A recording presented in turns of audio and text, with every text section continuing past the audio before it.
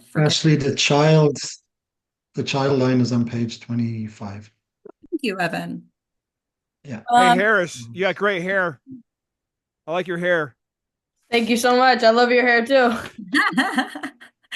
All right. Well, welcome everybody. This is what the fifth? No, the fourth table read for the Desert Playhouse Presents Series. I'm Ashley Atwood. I'm an Emmy-nominated actress and producer and the director of the Desert Playhouse. And we started these table reads as a way for actors to get together to study scripts, and have some community, right? Because it can kind of get lonely out here in our little boxes. So I'm so excited for you guys to join us. We'll be doing these twice a month. Next month is Christmas film month. We're currently Mhm. casting for Love Actually. Y'all, there are 91 roles in Love Actually. I'm already started combining roles, but even with that, there's like 44 parts for people. So share away. It's still free for anybody to join. So any of your actor friends that would like to study and get some free opportunity to learn and grow, I'd love to have them. Oh, Chelsea, you're waiting back in here? Hang on a minute. I'd love to have them participate in Love Actually. The next one is going to be a Christmas movie called A Fashionable Christmas. It is a script that was given to me to possibly produce. So it is unproduced and it is unpolished. It's not ready to go yet. And this table read will be an actual us hearing it out for the first time. The director will be there watching it. And we'll have a good time trying to figure that one out. If it's a go, if it's a red light, if it's what's going on with that script. Then I settled for January's, and it's going to be multicam sitcom month. Woo! And we're going to do Friends, and then we're going to do Abbott Elementary. So we're going to go do Nice. those two multicams. It'll be a lot of fun. So just be ready for those as well. Other classes that I have, you guys, well, first, let's say who has taken advantage of the free audition review? You know, Not yet, not yet, Yeah. I not yet. and then there's a couple. Harris, you haven't yet, but you've coached with me in person anyway. Um, who is that has had a free session wants to talk about their experience as with their audition review? Anybody? Yeah, Ashley, remember we talked on I told you I'd love to see if you could coach me. That's what I was Yeah, earlier. Carlton, no worries. Let's hear from somebody And that's already had their experience. oh, can talk about mine. Sure. I thought it was really helpful. It's always good to have another set of eyes on anything that you do. We went over headshot, resume, the initial submission, and the audition. And I thought it was super helpful just because we never really know. Like, we think we're being clear on our choices, but you never know when it's not necessarily clear to somebody else. So that for me was the most helpful thing. And also, I really appreciated that you gave me the chance to ask additional questions, just to on things that were a little bit broader, because we don't know what we don't know until we know that we don't know it. So, Nice. Well, thank you, Chelsea. Yeah, you all get one free one. So even though you're cast, like take a look. Let's chat. And if you have nothing to improve on, then I might even tell you that it was perfect. It was a great audition. Like I don't know. But for the most part, everybody still has a place to grow. So Yeah, come, I'm definitely gonna use mine when I get the time. yeah, please do. me too. Yeah, So please do. Um, Other classes I have Monday nights, I have an audition practice. It's only $25 to come in and practice a live audition. And then the talent launch boot camp I have available for you guys, especially if you don't have a demo, be a great option for you. I produce two micro short films for you in Los Angeles. You come out to Los Angeles and we shoot it. You get to be on set for a week and have a great time. So if you're interested in that, let me know and I'll give you some more information. I am definitely. Yes. Awesome. Okay. Quick So question. who's ready to get started? So, does somebody say Oh, question? yeah, yeah. As far as the auditions you review, are they only the ones that we submit to you for these things, or are you willing to look at others? John, for the free audition review, it's for this particular audition. And then you are allowed to have another one every time you audition for a table read. I offer it. If once you've had your free one, it's only $25 to have a 30-minute one-on-one with me, and it's to help you improve your auditions. That's really what it is. But yeah, it's for this particular audition because I'm watching it already and doing all of that. All right, thanks. You're welcome. And actually, just real quick, like Chelsea, I thought the audition feedback and review was fantastic. It made me question the choices I had made. Feedback is a gift, right? So I love the way you went through my audition, but you also broke down the script in a different way to the way I did. So I really liked it, found it very valuable. So I'd highly recommend it. Yay. Thank you. Thank you so much. All right, let me see here. I'm going to put in the chat the cast in the order that I know them. And I would love for you to please introduce yourself, tell us where you are and what role you are reading for. Okay, so your name, where you are, and what role you're reading for, and we'll just go in the order that's posted in the chat. Okay, so Katelyn, you get us kicked off. I'm Katelyn. I am in Harrisburg, Pennsylvania, and I am reading for the narrator. This is my second table read that I'm doing. Hey guys, Andrea Lang here. I am located in Atlanta, Georgia, and I'm reading for REYNA de la CRUZ. Hi, Caroline. I am in Austin, Texas, and I'm reading for FIONA. My name is Frederick Diggs, and I live in Arizona, and I'm reading for the enforcer. Hi, I'm Mike Wolfe here. I'm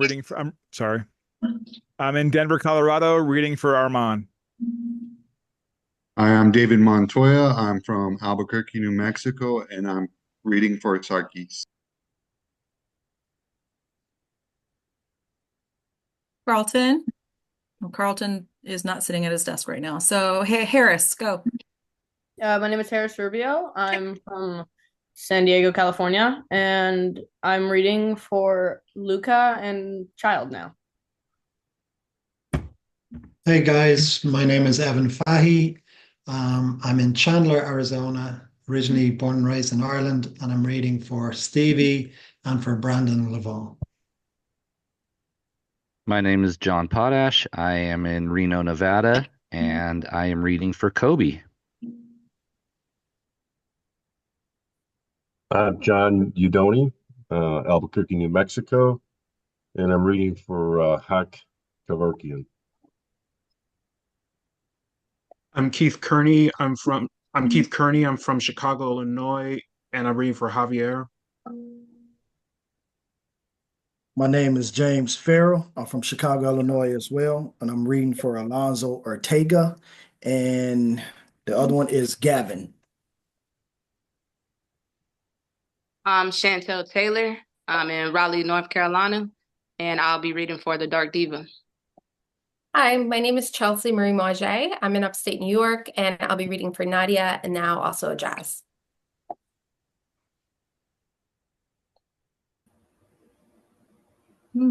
Stephen. I'm Stephen Romero. I live in Santa Fe, New Mexico, and I'm reading the part of Asshole. I'm Stephanie Van Holzbeck. I'm in Phoenix, Arizona, and I'm reading for Helen. Hi, I'm Chelsea America. Nice to see you guys. I'm in Phoenix, Arizona, and I am the reporter and the last-minute stand-in for Chris. Oh, Shantrana. Where is Shantrana? Oh, man. Grace, you're going to read the customer too, okay? So you'll be Grace, you'll be cleaner and customer. Alrighty. My name is Grace Monroe, as you guys have known. Lovely to be here. I'm in Phoenix, Arizona, studying in Tempe, and I'm reading the cleaner and now the customer. Nice. All right. Well, welcome everybody. I'm so excited to have you. You guys, thank you for taking this seriously and taking your career seriously, right? Like there's so much we cannot control in our business. We just can't. What we can control is growing our craft, being as well in tune with how we're presenting ourselves as possible, studying our scripts, studying the shows. This show is actively casting in the Southwest Valley. So those of you that are in this market and are studying the script and doing this, I'm so proud of you because your audition is coming, right? Your audition for this show is coming. It's only in its second season. Like there is so much more time for us to get booked on this show. And we're not going to get booked if you're not studying your craft, okay? I'm a big believer in let's show the universe what we're ready for. Okay. If you're not auditioning once a week and you want to be auditioning once a week, well, then you better be practicing an audition once a week. If you are wanting a co-star audition, your first co-star on a network show, and you're not practicing and studying that script and bringing it into your world to show the universe that you're ready for it, then you're not going to be ready for it. And each and every one of you showed up for yourselves and for your career. You put in an audition for free and are showing up in this class for free. And I am so excited to be a part of this journey with you. So I'm so proud of you. Let's get started. Let's celebrate this win for all of you. And let's read The Cleaning Lady pilot written by Miranda, Kwok. Thank you. Thank you, Ashley. Thank you for taking your time to do this, Ashley. I greatly appreciate it. Of course. And Yes, thank you. I'm so sorry. I had to cut out for just a minute. I'm sorry. I'm back now. Carlton, what role are you reading for? Derrick Lawson. Okay. All right. So that was the last introduction that we had. So let's get started. Katelyn, the show is yours. All right. The Cleaning Lady pilot by Miranda, Kwok. Act 1. Exterior, the neon boneyard, Las Vegas night. Pan across the brightly lit neon graveyard where hundreds of iconic Vegas signs are put to rest in a sprawling exhibition. Under a giant red Lady Luck marquee, find REYNA de la CRUZ, 34, Filipina, beautiful, brilliant, and ballsy, cleaning the remains of a wedding reception in a cute maid outfit. As she bends over to pick up some kitschy Vegas decor, a slap on her ass shoots her upright, and a flash snaps her photo. REYNA shakes her head at FIONA Rivera, 36, Filipina, sassy, fun, and self-deprecating, wearing a maid outfit that's too short. FIONA leans in to take a few selfies of both of them. Fiona, quit messing around. Come on, REYNA, just a few. You know, Stevie's just looking for an excuse to be late with our pay again. If we're not getting paid, we may as well have fun. There are ways to make a bad situation worse. Tago and tago. It's always like this. Well, that crap has to change. That's right. Don't mess with Lady Luck. FIONA takes a few shots of REYNA in front of the Lady Luck marquee, and she can't help but smile. Unless you're Lady Cuss. REYNA nods to the vintage Lady Cuss sign behind her, and FIONA lights up as she sees it. She snaps a few selfies. Not noticing REYNA's face fall as she sees the tacky, barrel-chested manager Stevie, 40s, Caucasian, approaching. Fiona? Fee? FIONA snaps another shot, catching Stevie in the photo behind her with a scowl on his face. You ruined my shot. FIONA gives him a look, but Stevie's not amused. What the hell am I paying you for? Stevie's about to move off, but REYNA can't let it go. Actually, you haven't paid us for 3 weeks, and it's not just us. She nods to the 2 other late-night cleaners nearby. We've all been working overtime, and we need the money, Stevie. Doesn't everyone? Yes, because you don't pay on time. If you need help calculating the hours... Are you calling me an idiot? Just offering to help. How about you do your job? I'll do mine. As he moves off, FIONA rolls her eyes, but REYNA just sighs. Exterior, the neon boneyard Treasure Island skull later. REYNA and FIONA clean up some dinner tables near a huge pirate skull lying face up on the ground. Half the meals are barely eaten. Wedding favors are left behind. So much waste. We need more bags. I'll be back. As REYNA moves off, FIONA plucks a few Vegas dice box wedding favors off the table, slips them in her pocket. You still not done? She glances back as Stevie approaches, checking out her ass. You still creeping on people? Come on. You keep bugging me to be a waitress when you can't bust a table without something slipping in your pocket, even if it's trash. He reaches in her pocket, smirks at the cheap wedding favor, tosses it on the ground. Fiona's annoyed but holds it back. Well, if I could work for tips. You're illegal. And that exposes me. Give me one good reason why I should stick my neck out for you. Fiona sighs and turns away, knowing what he's asking. He creeps in, touches her thigh. Fiona spins around, glaring. I don't think so. You want me to help you? Or report you for stealing? He yanks her into a cave-like opening of the skull. Fiona looks at him, exacerbated. I wasn't stealing, and this isn't the help I need. Come on. Everyone knows what you're like. Fiona tries to get free. Fiona tries to get free from his grip, and her blouse rips open, revealing a hot pink leopard print bra. He smirks. See? Fiona pushes him off, pissed. Get off me! Stevie comes at her again, ramming her against the wall. Around the corner, REYNA hears Fiona's shout, rushes over. Hey! Let her go! REYNA grabs his shoulder, but he shoves her back. Fiona wails her arms at him and wham, punches him in the throat. Stevie stumbles back, gasping, unable to talk or breathe. REYNA watches his eyes bug out as he reaches for his throat and collapses, crashing into a table on the way down. Fuck. REYNA sees a steak knife lying among the toppled silverware. She grabs it, then leaps on top of him, straddling him. Hearing the commotion, the other cleaners rush over, gasping in horror.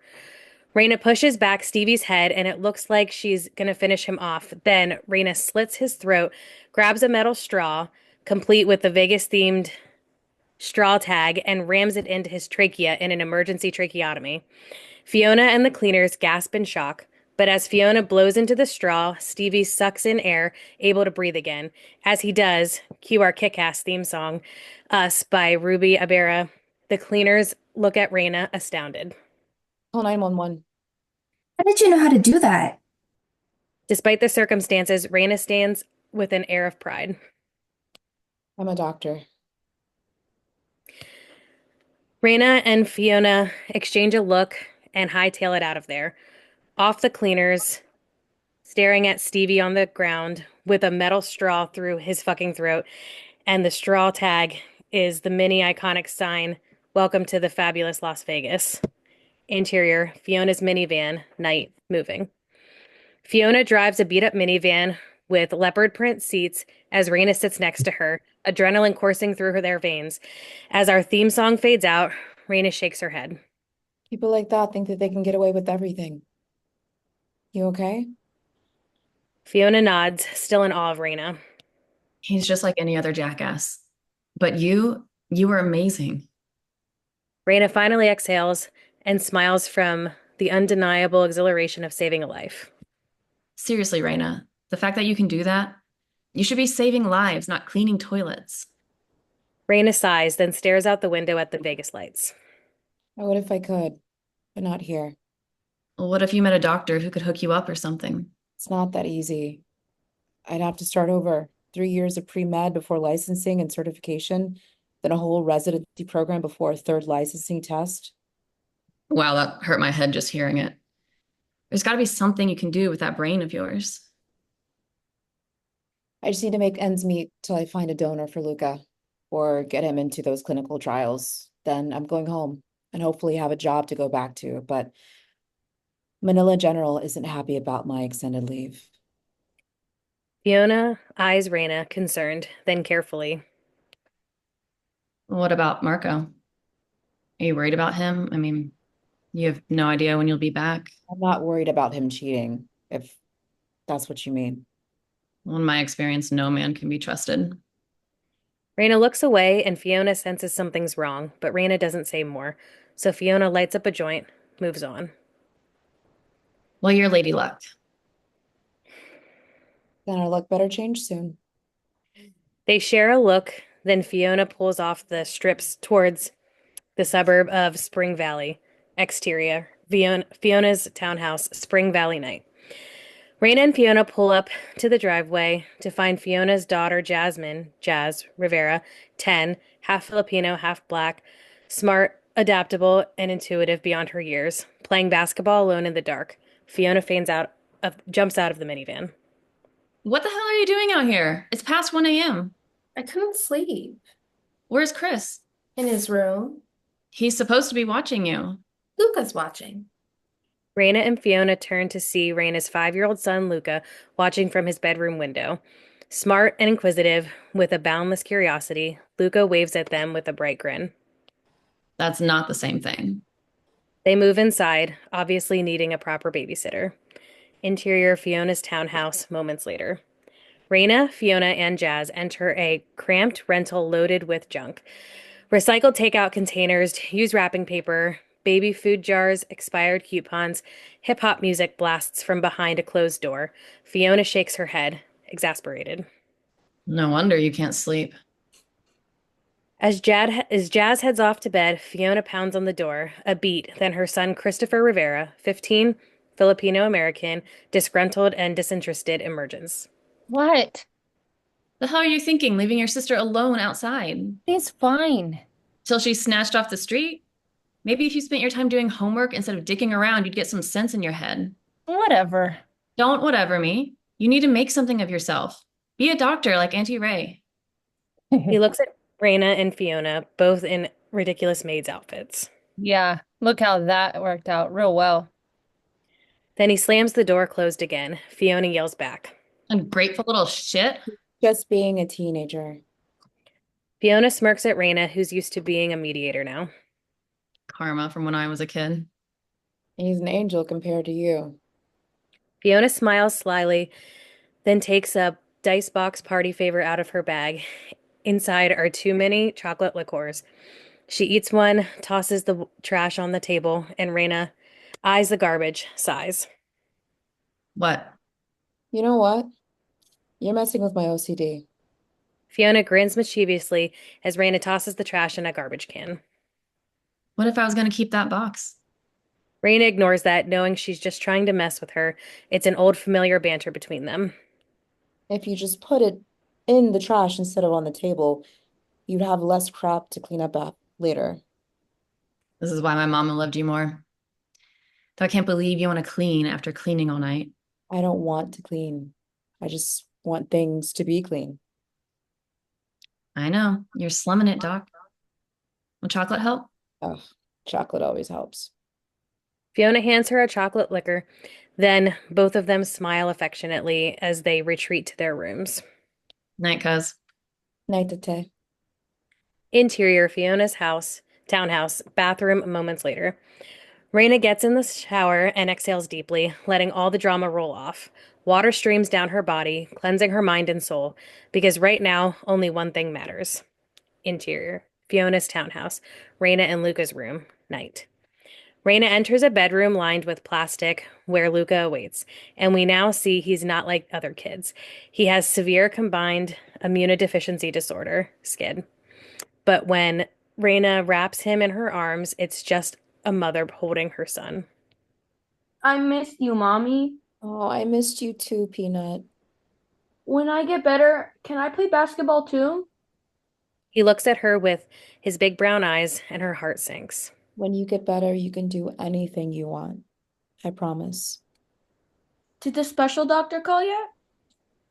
Not yet, but he will. I'm tired of waiting.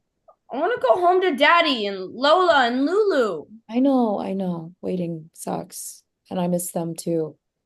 But you know what I do when I get homesick? I remind myself how lucky I am to have you. Do you know how much Mommy loves you? LUCA hesitates, then he plays along, holding his arms out. This much? Nope. This much. REYNA outstretches her arms as wide as they can go, then bear hugs him until he giggles against her grasp. I love you, Mommy. I love you too, Peanut. But as LUCA drifts off asleep, REYNA remains wide awake. Yes, I came here with my son for a bone marrow transplant, but the donor backed out. So his doctor at UCLA referred me to your clinic. Interior, Fiona's minivan, day moving. Fiona drives through the suburbs while REYNA's on the phone, reiterating her story again. Yes, I checked every bone marrow registry, but only 0.5% of registered donors here are Filipino, and there are no registries in the Philippines. That's why we need these clinical trials. Yes, that's the number. Thank you. REYNA hangs up, aggravated. Fiona looks over, sympathetic. What are you gonna do if they don't call back? Kick down their door if I have to. Exterior, interior, jackpot, janitorial solutions, day. REYNA and Fiona enter a store stocked with discount cleaning supplies. Behind the counter is Javier Acosta. 34, Mexican-American, quirky and lovable with a heart of gold, setting up a product demo. As he sees REYNA, he lights up. Hola, señoras. Reyna, Fiona. Hola, Javi. ¿Cómo está? Bueno. Let me give you a demo of my new cleaning solution. Alonzo said I could sell it, so long as, he gets his cut. What's in it? Hydrogen peroxide, sodium stearate?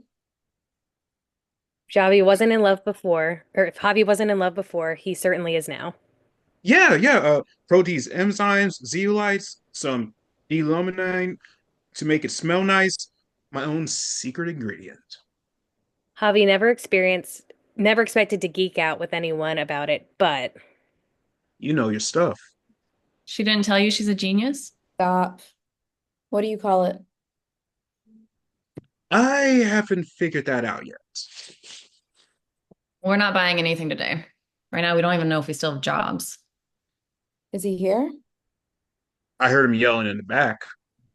before they move off, he hands a bottle of a solution to REYNA.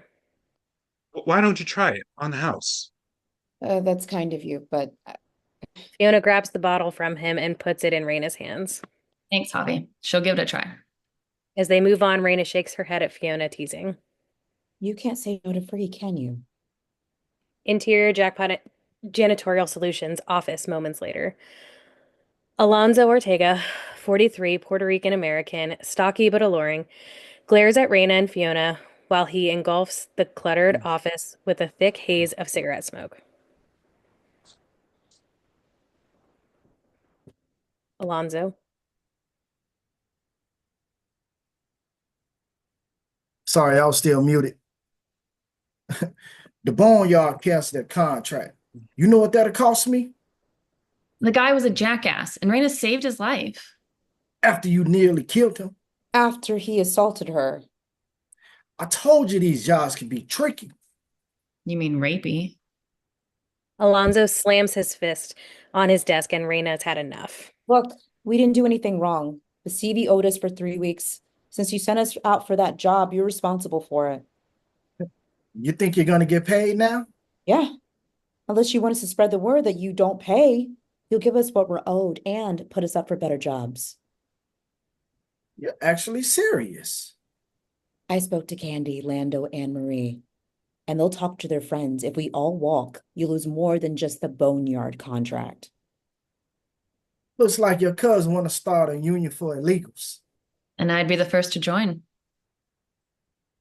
Fine. But I don't got better jobs. We'll take what we can get. As Alonzo meets REYNA's gaze, cut to interior boxing club night. A seedy boxing joint on the outskirts of Vegas. Fine REYNA, overworked and exhausted, cleaning up a spill in the VIP section as rough and rowdy patrons fill the stands. Then, 6 intimidating men in dark suits enter the club, including ARMAN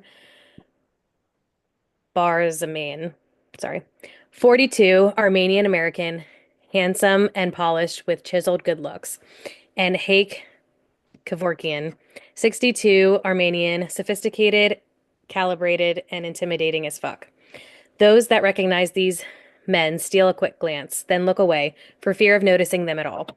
The boxing club manager, Kobe, 38, flashy, always giving the impression he's bigger than he is, moves to REYNA. Hey, you wipe that down anymore, the varnish is gonna come off. I don't think that's varnish. Whatever. You work too hard. Now vamos. As Kobe hurries to greet the men, REYNA finishes up, then hustles out of the VIP section, but the crowd gets unruly, and as she nearly gets knocked over, ARMAN catches her fall. He shoves the asshole who pushed her. Hey, give the lady some respect. She's trying to earn a living. Something you've never done in your life. The asshole clocks Armand's leather gloves and looks fucking terrified, so REYNA tries to dismiss it. I'm fine. Really. No, he owes you an apology. I'm sorry, Mr. BARSAMIAN. I didn't mean any disrespect. As he moves off, REYNA looks in Armand's eyes, and there's an instant spark between them.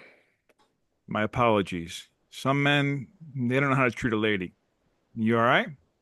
Yes. Thank you. Kobe gives her an anxious look, and despite the spark, REYNA remembers she's nothing but a cleaning lady. I should get back to work. Armand's eyes linger on her as she walks away. As the men sit, Kobe brings a bottle of Artsakh Armenian mulberry brandy. Kobe, hey, it's good to see you. Forgive us for the short notice. Yeah, no problem at all. I always keep a bottle of Artsakh chilled for you. Armand's enforcer, SARKIS 38, Armenian American, earnest and ambitious, takes the Artsakh, and as Armand keeps talking to Kobe. My in-laws are only here for a few days, and the Palomino isn't what it used to be. I guarantee you a good fight. Sexy, dirty, rough. Good.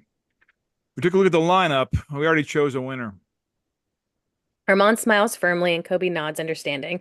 Interior boxing club, locker room night.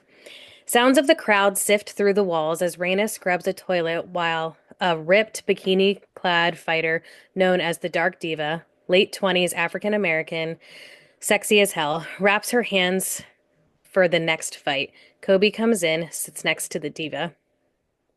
Hey, you ready to put on a good show? I was born ready. Good, 'cause, well, something's come up. We got some VIPs in the crowd, and, well, the thing is, they got a lot of money riding on you losing tonight. So, are you asking me to throw the fight? I'm not asking, baby. Oh, hell no. This is the big show, Kobe. Screw that noise. Hey, look, this ain't just about you. I got a family too, kids to feed, a new baby girl at home. So, make it look good, then go down in round 3. As he walks out, Diva punches a stall door in frustration. As it opens, REYNA's eyes meet hers. She shakes her head, pissed. They always think they own us. REYNA looks back at her sympathetically. Only if we let them. Interior boxing club night. Mid-fight, as the Dark Diva fights Lucy Goosey, 20s, smoking hot, for an amped-up crowd, it's spectacle and sport fused into a bare-knuckle event, savagely sexy and fucking brutal. At the back of the club, REYNA catches glimpses of the fight through the crowd, silently cheering on Diva.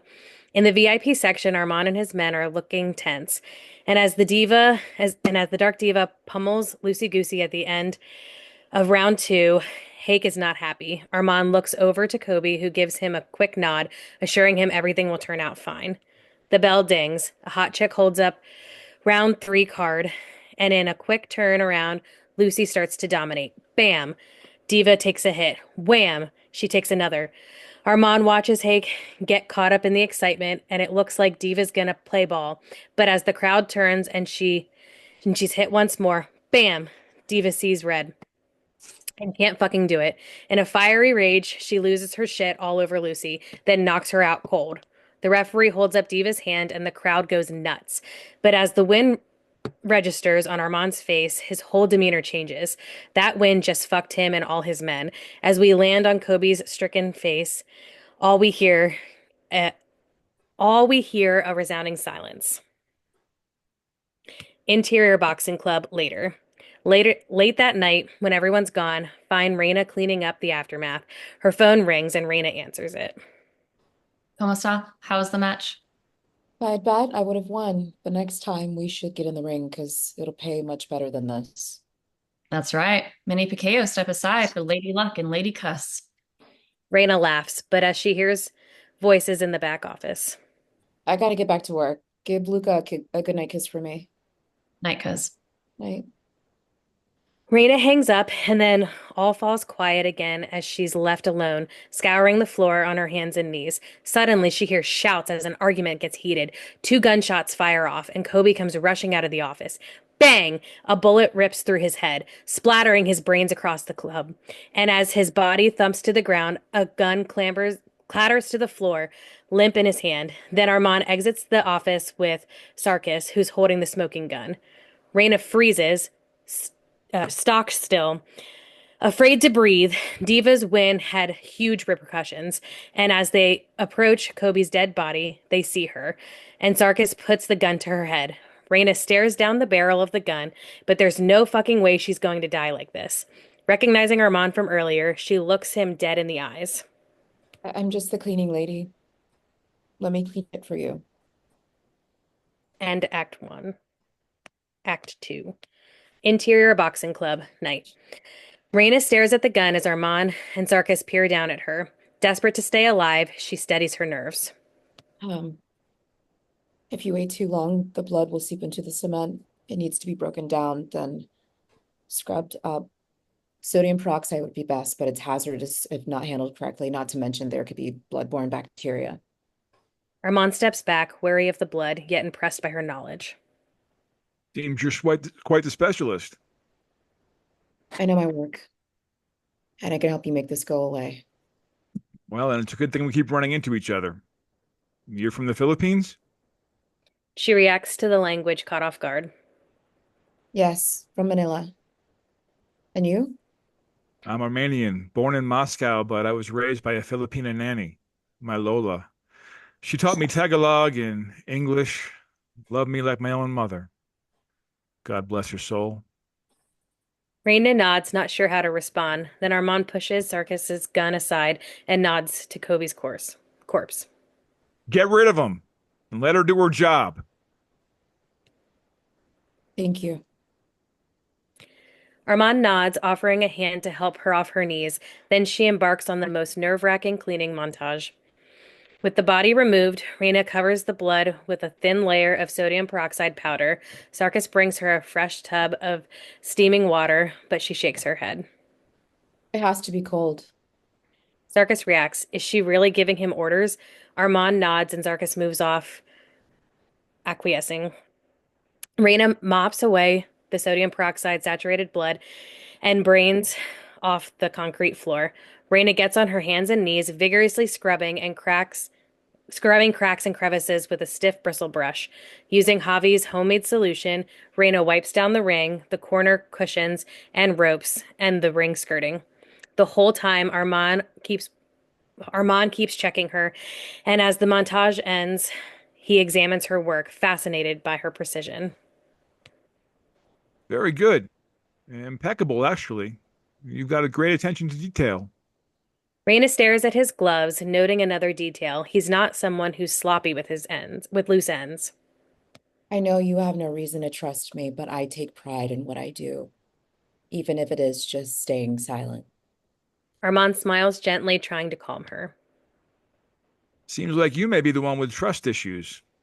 Let me give you a ride home for your hard work. REYNA looks at him a beat. I don't suppose I have an option. Ah, you're a smart woman. Exterior boxing club pre-dawn. Armand escorts REYNA out of the industrial warehouse that houses the club, and SARKIS opens the door to a town car. REYNA hesitates. If she gets in, they could easily dispose of her. She looks around and there's nothing for miles. The only sign of life is the streak of orange light from the rising sun, reminding her she has to get home to her son. You should know I have a family. Armand smiles kindly, assuring her that she's safe. Well then, let's get you home before they miss you too much. Interior town car, pre-dawn, moving. REYNA rides next to Armand as SARKIS drives. There's a long, awkward silence. To ease the tension, Armand pours a glass of Artsakh silver brandy from a sealed bottle in the car. Would you like a drink? It's Armenian brandy produced from natural white mulberries. Thank you, but no. You don't drink or not with me? It's late, Armand gets her. Or rather early. Armand nods, drinks the glass he just poured himself.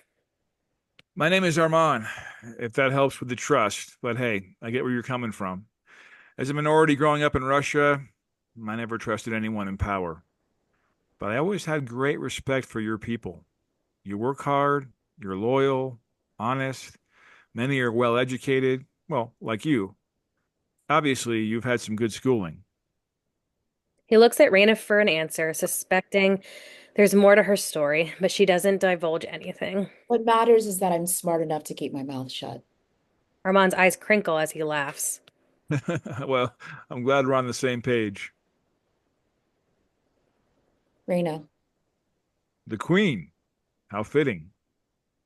She offers her name as a reciprocation of trust, but still tries to outsmart him. She glances out the window. You can pull over here. This is where I live. Exterior apartment complex moments later. SARKIS pulls over in front of an apartment, and REYNA gets out. As they drive off, she walks to the building and waits. As the town car disappears, REYNA leaves the apartment and walks down to the townhouse complex where she actually lives. Interior FIONA's townhouse, hallway, bathroom, dawn.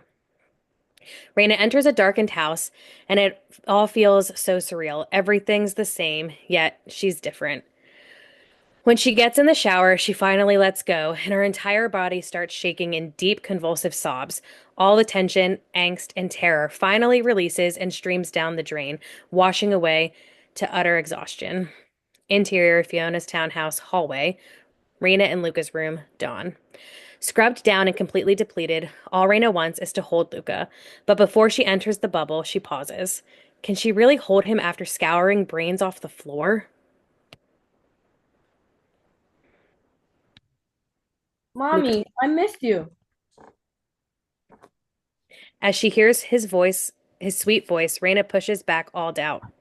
Come here, Peanut. And hugs her son tight, a long, smothering beat. Then, Mommy, you're squeezing too hard. REYNA laughs, loosening her grip. Sorry, I just missed you so much. When I get better, can I help you clean so you don't have to work too hard? And that breaks her heart in two. No, Peanut. It's not your job to take care of me. It's my job to take care of you. And one day I'm going to crack you out of the shell. Crack it, Mommy, crack it. Interior FIONA's townhouse kitchen, day. FIONA puts out asado rolls for breakfast while throwing the trash on the table. But REYNA doesn't even notice. Her mind is still reeling as Chris bounds in, grabbing a roll. Why does she hoops after school?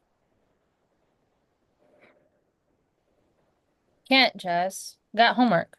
You never do your homework. That's why I still got some. Chris moves into the living room and attempts to steal a joint out of his mom's purse when FIONA catches him. Hey, the hell are you doing? What? You smoke? So what? You're the one who still has to make something of his life. Chris dumps the joint back into the purse, moves off, annoyed. FIONA turns to REYNA and now sees that she's distant and unengaged. The trash still sitting in front of her, ignored. Hey, everything okay? REYNA. Ray. REYNA finally glances up from the table, still disconnected. What's wrong? Something happened last night? I need to borrow your minivan. I'm taking Luca to the clinic today. Okay, but you sure? If you march in there and talk to the wrong person, they could expose you. That's why most of us TNTs never step foot in a hospital. Well, I'm done sitting around waiting for my phone to ring. Every day that goes by puts Luca at risk. And if anything happens to me. REYNA stops herself short. FIONA looks concerned, but puts her car keys on the table.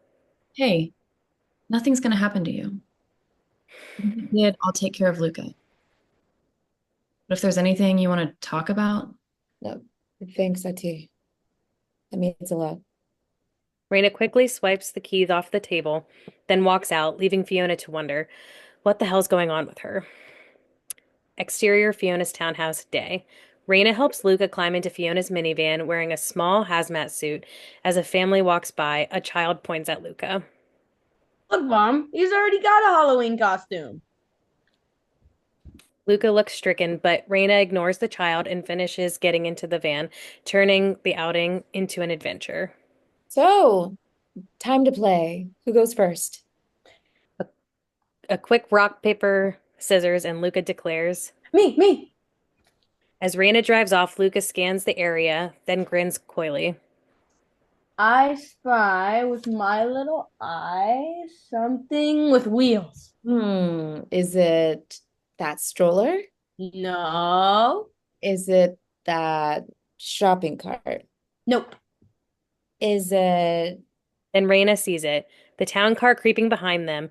Holy fuck, are they following her? Or is it just another Vegas limo? Refusing to let fear get to her, she pushes past it. Okay, I give up. It's Auntie Fifi's car. She laughs at the cleverness, then steals another look in the rear view. The town car is further back now, so she moves on. Exterior, Institute of Regenerative Medicine, day. REYNA and Luca get out of the beat-up old minivan and gaze up at a sleek architectural leviathan. Clearly a well-funded medical research institute. Luca gawks at it. It looks like a spaceship. She looks at his hazmat suit, won't let him be intimidated. I must be in the right place. Interior Institute of Regenerative Medicine, moments later. REYNA sits Luca down in the reception area where more people stare at him in his hazmat suit. Just sit tight right here while I talk to the nice lady, okay? Luca looks uncomfortable, but he nods obediently. Then REYNA approaches Helen at the admissions desk. Hi, my name is REYNA de la CRUZ, and I'm here with my son Luca about the stem cell therapy for skin. Do you have an appointment? No, we don't, because no one returned my calls, but Dr. Ramtej at the UCLA Transplant Center referred us here for your clinical trials. I'm sorry, but without an Are you appointment, really gonna turn away a 5-year-old boy? What if he were your son? Not wanting to argue, Helen gives REYNA a stack of forms. fill these out and bring it back with his ID and insurance card. We don't have any insurance. Fill out what you can. Interior Institute of Regenerative Medicine, later. Luca leans on REYNA's shoulder as they wait, but his eyes are fixed longingly on a boy running a car over tables, chairs, floors. Finally, Helen nods for REYNA to approach her desk. I spoke to Dr. Ramtej over at UCLA, and he explained that you had a temporary medical visa for a bone marrow transplant. Yeah, but it never happened because the donor backed out. Did you get the visa extended? REYNA suddenly pales. Caught without papers, she lies. It's in the process. Then I'm sorry, but with the exorbitant cost of the clinical trials, anyone who can't comply with all protocols is ineligible. I'm a doctor. I sell protocols. Of course we'll comply. As REYNA edges on condescension, sorry, I can't. Helen gets irritated. She spells it out for her so loud everyone hears. You're an illegal. We can't risk a patient being deported before the 52-week trial period is over. Now, if you'll excuse me. REYNA is mortified. Now everyone is staring at her and Luca. Pushing past the shame and humiliation, she reaches for Luca's hand, trying to hold her head high. Come on, Luca. It's time to go. But Luca pulls his hand back, refusing. Luca? No, you promised we'd see the special doctor. I know, but I don't want to go home. I want to see the doctor. You said he's going to fix me. I want to play on the floor. It's not fair, Mommy. It's not fair. Luca throws himself on the floor and starts wailing. Listen, sweetheart. No, I don't want to be in a bubble anymore. Then Luca yanks off his helmet and hurls it across the floor. As the face shield cracks, it snaps them back to reality. REYNA grabs him and looks him firmly in the eyes. Okay. I know you're upset. Remember the last time you got sick? You want to get sick like that again? So what do we do to fight the germs? Put on our armor like a knight? Behind her, a man picks up the helmet, hands it back to them. Look at that. A nice man brought it back for you. REYNA quickly disinfects it with an antibacterial spray, then gives it to LUCA. As he puts it on, she turns to the man. Thank you. Then freezes as SARKIS looks down at her. Holy shit, he was following her. And it's the last fucking thing she needs. REYNA flushes, humiliated and infuriated, then hoists LUCA up in her arms and carries him out without another word. Interior, FIONA's townhouse, REYNA and LUCA's room, day. Now showered and clean, REYNA puts LUCA in bed.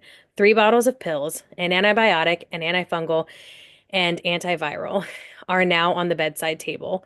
LUCA looks worried and exhausted. Sorry, Mommy. Am I gonna be sick again? Not if we can fight off the germs. Now get some sleep, okay? Through the window, REYNA sees the town car waiting outside. She holds back her aggravation, kisses LUCA on the forehead. Exterior, FIONA's townhouse, street, moments later. Now enraged, REYNA marches out to confront SARKIS, who's still parked outside her fucking house, as he rolls down the window. Whatever it is that you want with me, you stay the hell away from my son. Want your family safe? Get in the car. She glares at him, knowing she needs to handle this head on. Interior, Armenian Catholic Church, day. ARMAN and Hake sit in the pews facing a lavish altar with an Orthodox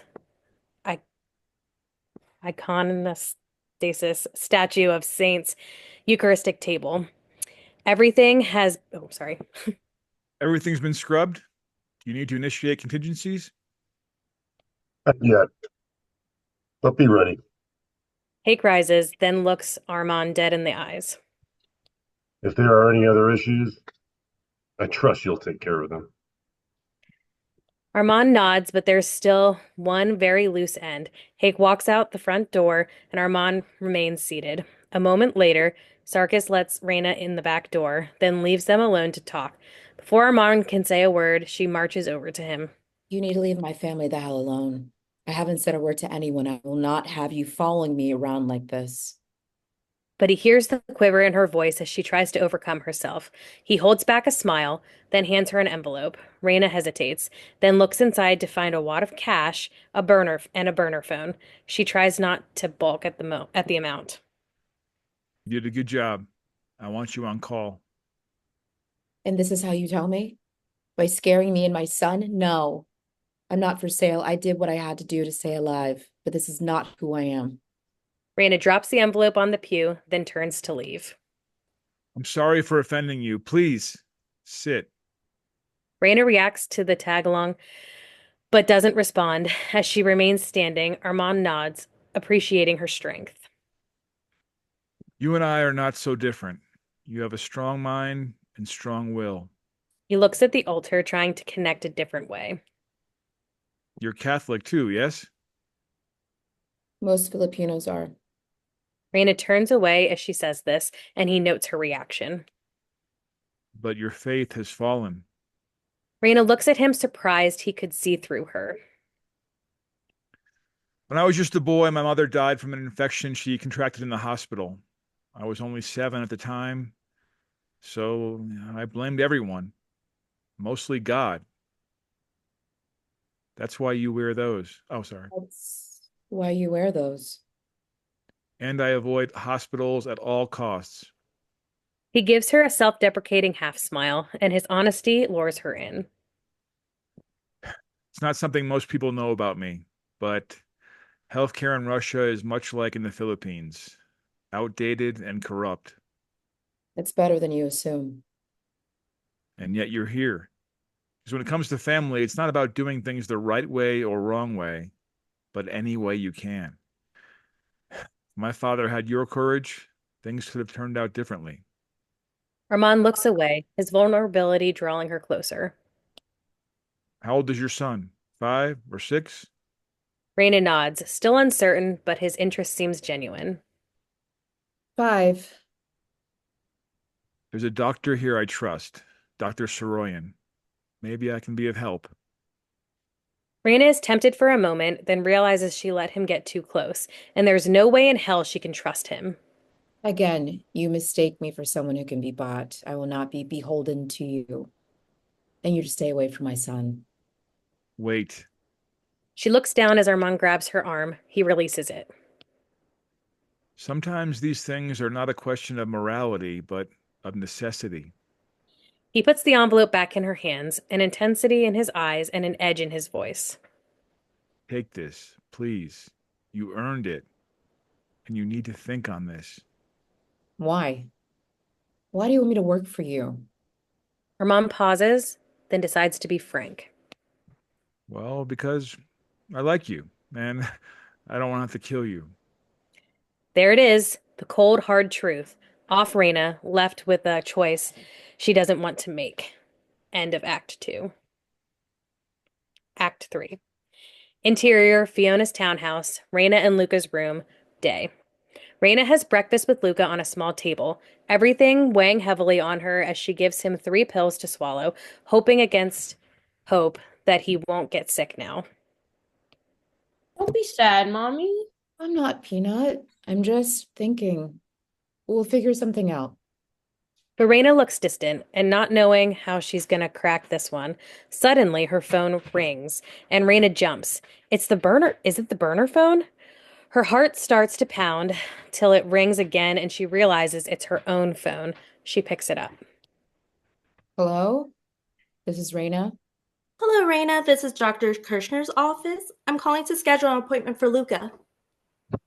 A beat, then REYNA's face lightens up as she turns to LUCA. It's the stem cell clinic. The special doctor wants to see you. LUCA looks like he's gonna burst with excitement, but REYNA is afraid to get her hopes up too quickly. But what about the paperwork? You said that might be an issue. Since you received a referral from Dr. Soroyan, the doctor said it won't be a problem. As she recalls the name, REYNA's smile fades. Dr. Soroyan. Yes, of course. I'll be sure to thank him. Interior, FIONA's townhouse, living room, moments later. REYNA exits her room and calls the only number in the burner. The number is blocked, but the line connects. Then silence. She waits a beat to be sure. Then... I told you my son is off limits. Only because you weren't sure I could deliver. REYNA silences. They both know it's true. There's no doubt you're a woman of virtue, REYNA. But you should know I'm a man of my word. And hey, you need this for your son. You won't be beholden to me. Consider it a simple exchange of services. Though she hates giving him the upper hand, they need this, even if it means crossing moral lines. Fine. If you ensure my son gets the care he needs, I'll clean for you. That's a wise decision, REYNA. Keep this phone on at all times and do not miss my calls. Armand hangs up and REYNA exhales deeply, knowing she just made a deal with the fucking devil. Interior Jackpot Janitorial Solutions, day. REYNA enters to find Javi doing a product demo for a customer. As he sees REYNA, he gives her a quick smile, then tells the customer, I call it the Magic Miracle Mix. Look, unless you got Magic Mike cleaning my carpets, I don't want some cheap knockoff. Just give me that Clorox so I can be on my way.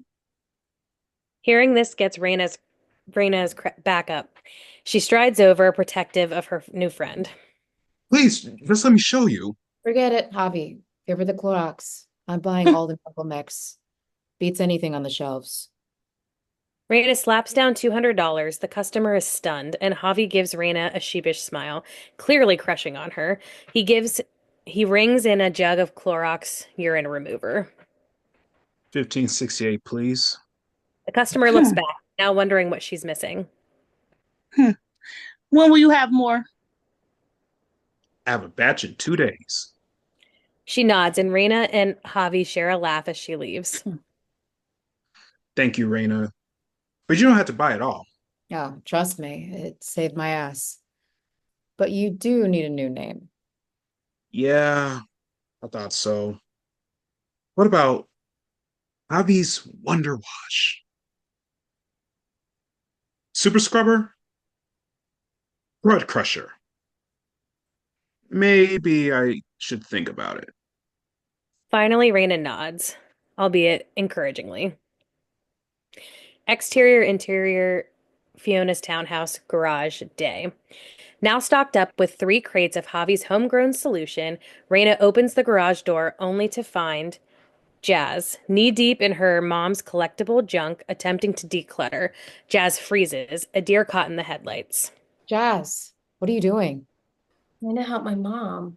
She always worries that she's going to need stuff, but she feels better when it disappears. So I make stuff disappear. Is that wrong? REYNA looks at all the extraneous crap. Shoeboxes, magazines, ripped shoes, dusty clothes. Fiona is a low-level hoarder. No, sweetheart, it needs to be done. Tell you what, I'll help. We don't have to tell your mom. Just then, Fiona drives up in her minivan, and Jazz panics. He's home early. Don't worry, just go in and clean yourself up. It'll be our secret. Jazz abandons the garage bag she was holding, then slips into the door to the house. As Fiona jumps out of the minivan, REYNA pushes her crates of cleaning solution into the garage.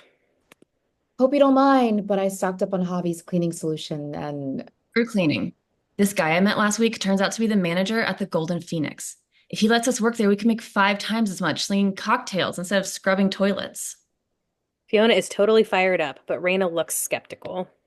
Whoa, slow down.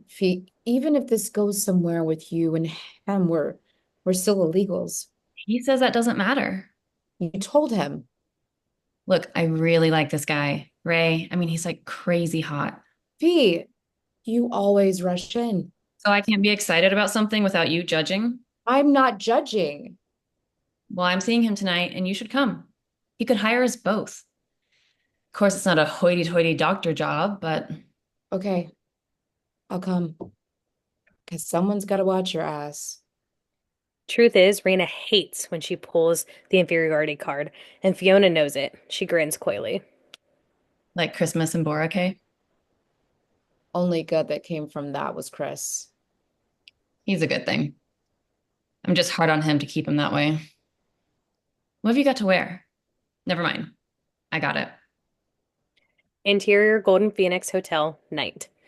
REYNA and Fiona emerge on a sleek casino floor, all dolled up in Fiona's age-inappropriate club wear, 6-inch stilettos, strappy bodycon mini dresses, with tons of bling and cleavage galore, and they look fucking fantastic.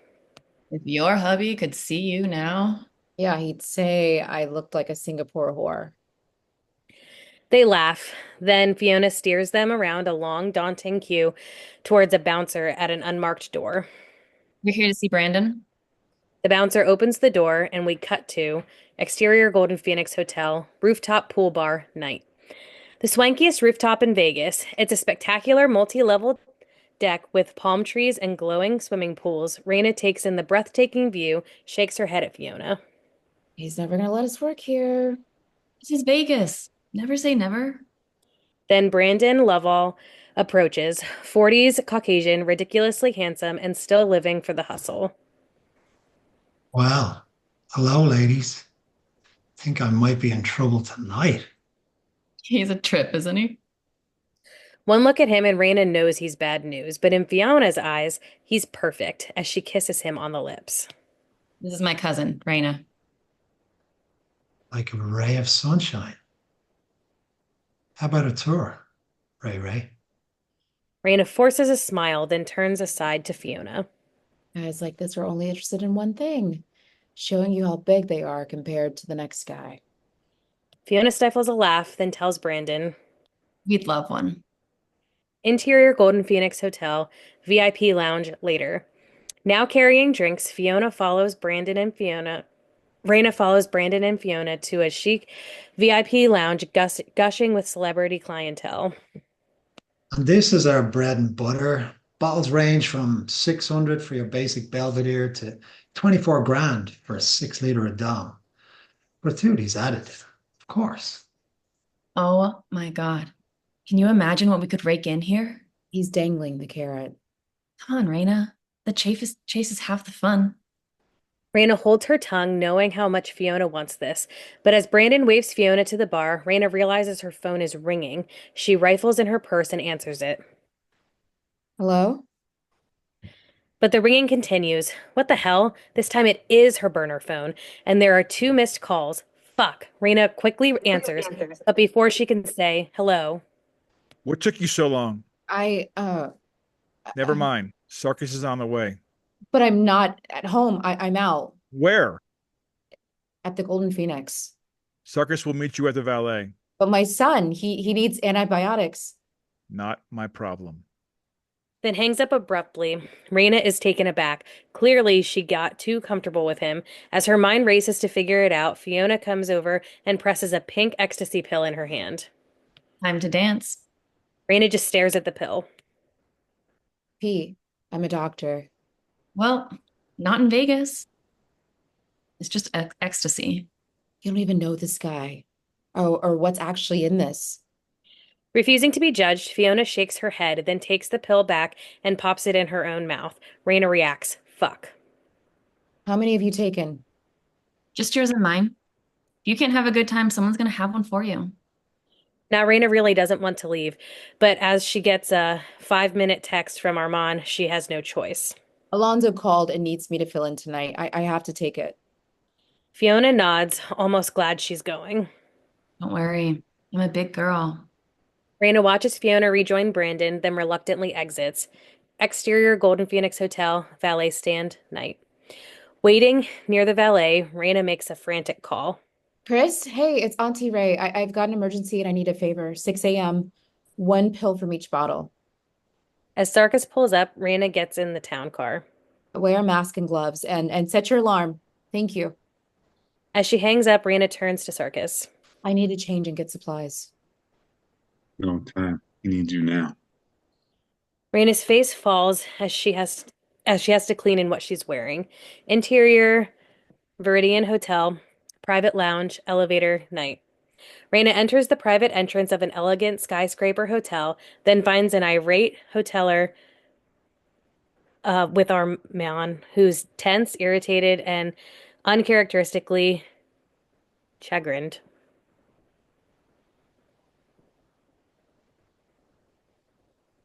Hotelier? It's a violation of every code if my GM finds out. He won't. I agree that it's unacceptable and not how I conduct my business. I will handle it. As they hear the click of her stilettos, the hotelier moves off, and ARMAN looks up to see REYNA in a stunning red dress. His eyes brighten as his breath is unexpectedly taken away. SARKIS didn't let me change. Swept up in the moment, ARMAN stares at her a beat longer. You'll be fine. But REYNA doesn't appear to mind his gaze, both of them seeming to need this small moment of connection. I suppose I should thank you for calling the clinic for my son. Most people would thank me for sparing their lives. Your priorities, they're commendable. ARMAN moves to the elevator, presses the button with gloved hands. The doors open, and inside is a stocked cleaning cart. Everything must be spotless by dawn and not a word to anyone. REYNA pauses before she gets in. Seeing his agitation evokes an unexpected sympathy for him. She looks in his eyes. I learned to clean because my son's life depends on it. I'll clean the same for you because he now depends on you. ARMAN looks at her and a glint of relief passes in his eyes. Your words are as precise as your work. He leans in to swipe a key card, then REYNA enters alone. Don't be shocked by what you find. The doors close, and REYNA holds her breath the entire elevator ride up, terror building as she imagines the blood and carnage that lies ahead. But when the doors open, interior, Viridian Hotel, Provocateur Suite, night. Music and light blasts into the elevator with a waft of pink foam. WTF? REYNA enters to find half-naked women strewn across the penthouse in a sea of sequins, boas, and bubbles, the remains of a leather and lace lesbian sex party, illuminated by disco lights. Some women are passed out while others are making out, but the entire place is fucking trashed. Red wine and colorful martinis stain plush carpets and velvet furniture. Body paint is smushed on shag rugs and elegantly papered walls. Sex toys and drug paraphernalia are Scattered all over the penthouse turned sex dungeon, and in the midst of it all, a glorious peacock pounces on a glass table, pecking at the remains of a magnificent spread. REYNA is stunned for a moment, till she looks out at the massive floor-to-ceiling windows to see a streak of crimson light across the Vegas horizon. It's mere hours before dawn. Fuck, how the hell is she gonna get this clean in time? End of Act 3. Act 4. Interior Viridian Hotel, Provocateur Suite, night. REYNA is barefoot and in high gear, vacuuming foam as women slowly filter out, along with the peacock, aka emotional support animal, just when it looks like they've all gone. REYNA runs a vacuum into NADIA, 30, sultry, and beautiful, with an eccentric bohemian edge. REYNA moves to her, mortified. I'm so sorry. Are you okay? NADIA rises from a shag rug, dripping in foam, dressed in a skimpy leather bondage outfit and high as a kite. A few more bruises won't kill me. As REYNA helps her to her feet, NADIA drinks in coyly. But if you really want to hurt me, I could show you a few tricks. A smoldering look, then NADIA kneels over. REYNA catches her fall, and they land on a sofa, NADIA poised in her arms. You're beautiful. I'm Nadia. NADIA touches REYNA's face, caresses her shoulder, assuming she's working. REYNA looks at her sympathetically. The party's over, so you can go home now. Is someone I can call for you? My husband. He'll come. REYNA makes a wry face relating to this woman. I've learned that husbands can be unreliable. NADIA's face lightens up as she laughs. ARMAN made a good choice with you. The comment stops REYNA, though she has no idea what it means. It reminds her she has to keep working. She rises. Let me get you some water.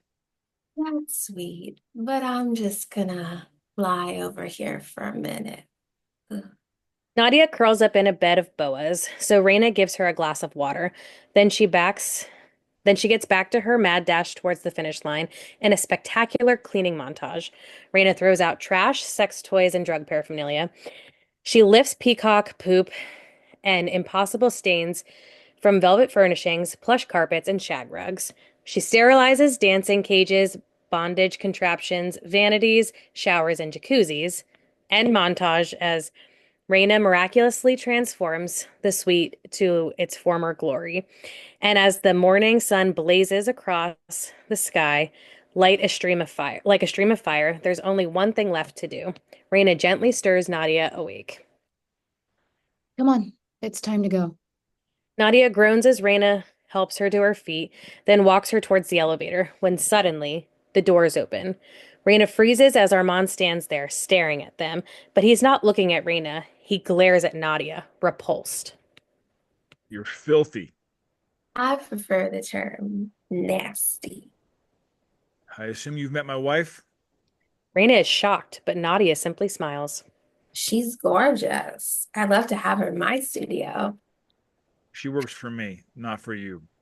Hardly prefer. I like her. Make sure she gets a good tip. NADIA kisses her on the cheek. Then she gets in the elevator. ARMAN gets out to hand REYNA an envelope. As she takes it, I told you not to speak to anyone. That's strike one. the threat turns her stomach, but REYNA won't be berated or intimidated.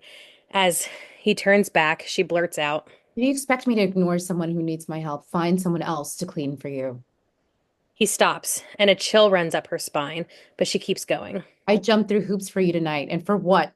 To save you from some kind of embarrassment? My family needs me tonight, and I don't expect you to give a damn about that, but you should at least give a crap about yours. They stand off with each other, and for a moment, REYNA thinks she went too far. Then ARMAN smirks. I see why you two get along. He gets in the elevator with NADIA, then the doors close, leaving REYNA alone, with another thick envelope of cash. Interior, FIONA's townhouse, FIONA's room, day. REYNA peeks her head into the room, sees FIONA, still in her skimpy outfit, passed out from the night before. Interior, Fiona's townhouse garage, day. REYNA rifles through the clutter, finds an empty shoebox, puts 2 wads of cash inside, then looks for a hiding spot. She opens a buffet cabinet, but it's crammed with stuff. She sees an old dresser, opens a few drawers, and they're all stuffed with knickknacks and stray gadgets. She looks around, and in her stillness, she hears a flutter, drawing her attention to an air vent above the dresser, also piled with junk. REYNA finds a screwdriver in the gadget drawer, climbs up on the dresser, unscrews the vent cover, then slides her shoebox of cash inside. But the box hits something. WTF? REYNA takes out her shoebox, reaches in, and finds a large Tupperware container. Inside is a 2-gallon Ziploc bag stuffed with multicolored ecstasy pills. Holy shit. REYNA hears the TV turn on inside the house as Fiona wakes and starts shuffling around. REYNA quickly gets down when she knocks over the junk cluttered on the dresser. Fuck. Panicking, REYNA shoves her shoebox of cash under the dresser when the door to the house opens and Fiona walks in. What the hell's going on in here? As Fiona sees the half-filled garage bag that Jazz left behind yesterday, a rush of anxiety floods her senses. You can't just throw out my stuff? REYNA tries to wrap her head around all of this. Fee, look, I know things have been hard, but you don't need all this crap. You're not on food stamps anymore. Like you know anything about that. Okay, you're right. I don't. But I also have no idea you can live like this. All this clutter messes with your head. And that's why I'm so screwed up? That's not what I said. It's what you meant. Go on, what else? Just because you're so perfect doesn't give you the right to judge everything I do. This isn't about me. No one wants to live in this, not even your kids. Don't tell me how to raise my kids. I've managed for years without you or anyone else bossing me around thinking you're better than me. Then what the hell is this? Done with the bullshit, REYNA shows her the bag of ecstasy that she just found. Busted, Fiona tries to justify it. Look, Brandon said I could be a cocktail server if I sell a little on the side. All the girls do it. And that makes it okay? REYNA's head is about to explode. With all the crap going on in her life, this is the last thing she needs. Look, if you need money, I can help you, but this? Get off your high horse. This isn't the Philippines where President lets Joe Schmo shoot you in the street for smoking a joint. You have no idea who this Brandon guy is, what he's capable of, or who he's even connected with. I know how to be smart about this. This is the stupidest thing you've ever done. Forget about being deported. This would get us all killed. Well, if that's what you think, get the hell out of my house. The words fly out before Fiona can stop them, and REYNA hits her right back. Fine. Because this is the last place I want to raise my child. REYNA walks out and both look like they've been slapped in the face. Interior Fiona's townhouse, living room moments later. Stifling back her emotions, REYNA heads to her room when something stops her cold. Earlier today, a body was found by a kayaker in the Colorado River. Still catching her breath from the fight, REYNA slowly turns to see a reporter on TV and an obscured image of a bloated corpse washed up on the riverbank. Kobe's body. Fuck. Law enforcement officials are seeking any information that could lead to the identification of the deceased. If anyone has any knowledge concerning this case, contact the Nevada police. REYNA reels as everything comes crashing down at once. Then her burner rings, and she turns sheet white. But we already know who it is. Interior-exterior boxing club, hidden vault, office, night. As Armand moves past the boxing arena, pan around to reveal a wall in the back of the club is now opened up, exposing a hidden vault with several printing presses inside. The boxing ring was a front for a counterfeit money factory, and now the printing presses, ink barrels, and crates of supplies are being hauled out of the loading door and into a semi-trailer truck, along with several 100-pound punching bags. Armand steps in an office where SARKIS enters with REYNA. She notes the torn wall, overturned desk, ripped out landline, and a photo on the floor where Kobe's family, including a baby girl. She looks at it sadly, casualty she was part of. What will happen to his family? If he was smart, he would have taken care of that. But we've got more pressing concerns. Clean this like you did out there. Once you're done, walk out to the ring to call. There's no signal in the back room. It's a dead zone. REYNA scans the room, sees chemical spills, ink stains, and the remains of old takeout food, but it's otherwise stripped. What if someone comes in? All the doors will be locked. All right, you'll be safe. Just be quick. REYNA watches as ARMAN and SARKIS exit the loading door, then lock up the semi-truck. As the truck drives off, SARKIS closes up the loading door, locking REYNA alone inside. Inside, chop shop, night. The back door of the semi-truck rolls up, now backed into the loading door of an auto body shop.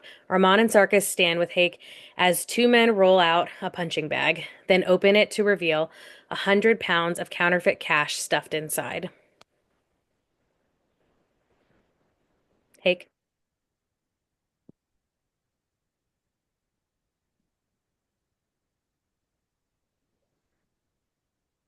Leave me the Leave me the bags. bags. Take the rest to the tank farm. As they unload the heavy bags, an enforcer approaches Hake. It's done. Nods and ARMAN peers at him. What happened?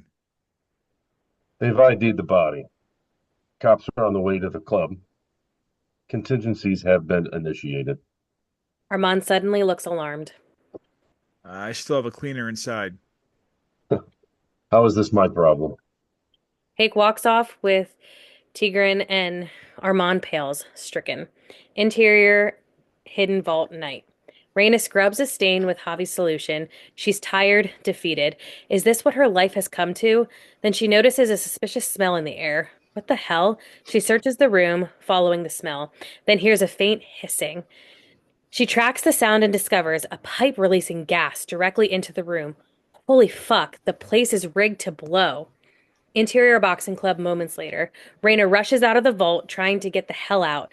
She will not go down like this. But the doors are locked with a computerized keypad. There's no way out, even from here. But she's got to do something or she's fucked. REYNA clocks a fire axe on the wall, hurls it against a filthy window, smashing it to pieces. But there's a metal grid on the other side. Fuck, she's still fucking trapped. But REYNA won't give up. Faint from gas, she hacks at the grid over and over. Just as she rips through the metal, the door opens. The front door opens, and ARMAN pushes in. They lock eyes, and ARMAN grabs her hand, pulling her out. Come on. Exterior boxing club moments later. REYNA and ARMAN race away from the building. Boom! They hit the pavement as the club explodes, and everything is blasted into silence as it goes up in fucking flames. A beat. Then sound restores. Dust clears, and they look up as the fire engulfs the club. She turns to him, angry, exhausted, relieved. We need to get out of here. REYNA gets up, but as he tries to move, he screams in pain. Wait, don't move. REYNA checks him and sees shrapnel lodged in his leg and blood pooling around it. ARMAN is fucking bleeding out. End of Act 4. Act 5. Exterior, boxing club, night. ARMAN lies on the ground, bleeding profusely, and REYNA has a choice. She could let him bleed out and die, or she could keep him alive. In a split second, she makes her decision. Do you trust me? What? Do you trust me? ARMAN looks at her, and the answer is simple. Yes. REYNA takes off ARMAN's belt and pulls it taut around his thigh to slow the bleed. The town car screeches up beside him, and SARKIS jumps out as police sirens approach. Go now. SARKIS grabs ARMAN's torso, and they hoist him into the car.